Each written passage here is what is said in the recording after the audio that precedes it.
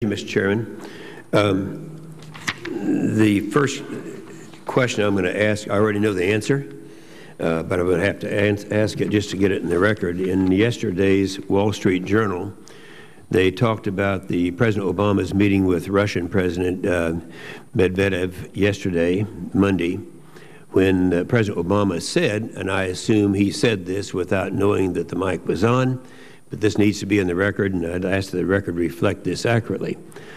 Quote, on all these issues, but particularly missile defense, this can be solved, but it's important for him, incoming Russian President Vladimir Putin, to give me space. This is my last election. After my election, I have more flexibility, unquote. So the question is, do either one of you want to comment? I didn't think so. The second thing that I'd like to mention is that, General Alexander, first of all, I thank you for making the trip that you made out. And just real briefly, kind of tell me what you found out during your visit to Tulsa University. Thank you, Senator. First, there's two things. I am really impressed with the way the American people, especially in Tulsa, have come together to help fund that university and the young folks that go there. And from my perspective, one of the key things, and I should have thought about this earlier, that Tulsa University is doing is in the information assurance area, coming up with better ways to defend networks. And when you think about that, that's exactly what we're talking about on the resilience side. So when you look at what those young people do, they find problems in networks. They showed us some in the SCADA system and others that if we now made some slight changes, I think those changes and upgrades in the security of those networks would make them more secure. So what I found was tremendous young people doing great things, some of whom we've hired, and we continue to hire from Tulsa and other universities throughout the country that are doing programs like that in the information assurance area. So thank you. Well, and I thank you for going out. One of the things that we do have, that you probably witnessed, was the community support behind the program, behind the university. So anyway, it's a good program. General Kehler,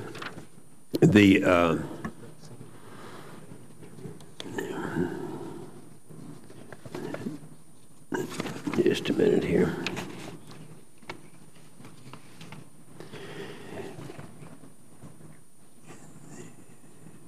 Back during the time that we're considering the bill a year ago, we were talking about the fact that President Obama is weighing options for sharp new cuts in our nuclear arsenal unilaterally. And of course, that was an agreement with Russia to bring it down to the 1550.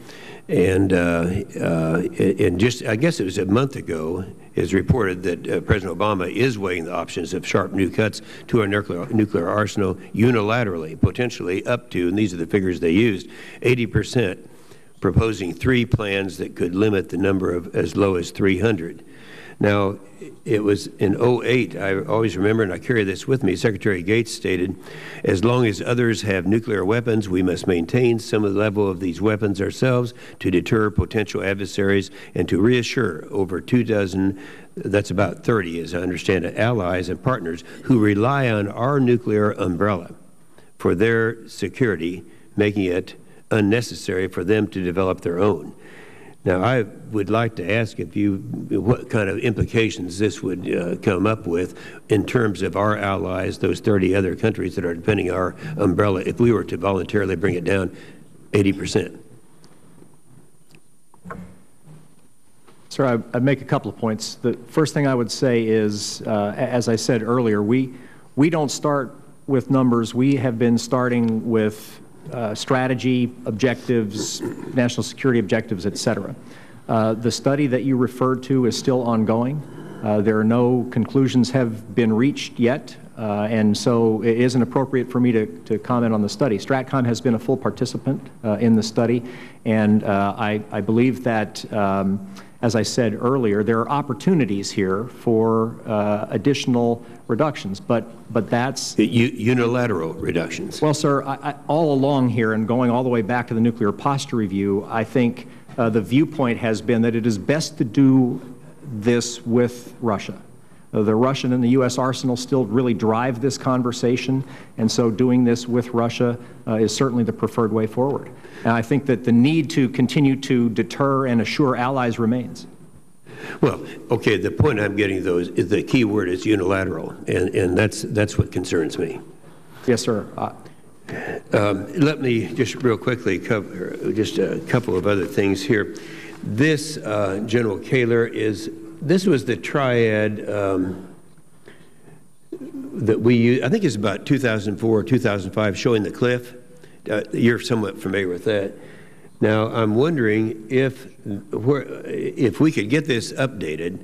First of all, during the consideration of the New START, the President says, I intend to modernize or replace the triad strategic nuclear delivery system, a heavy bomber, air-launched cruise missiles, and ICBM, and nuclear-powered ballistic missiles submarine, and SLBM, and maintain the United States rocket motor industrial base. He goes on and elaborates on that. Now, this statement was made after this chart.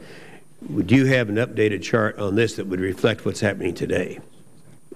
Sir, may I take that for the record and get the chart back to you? Certainly may. That's very reasonable. Happy to do that. Then the last thing on that is something that no one ever talks about, but I've always been concerned, and that is relating to the tactical nuclear weapons. We made, several of us on this side of the aisle and on the other side of the aisle, made an effort to include tactical nuclear weapons at the time that we were looking at the New START program. And as it is right now, it's about a 10-to-1 advantage of Russia over ourselves. Do you agree or disagree with me that that should be a part of the blend? I agree that it should be a part of the plan, yes, sir. All right. Thank you very much, Mr. Chairman. Thank you, Senator Inhofe.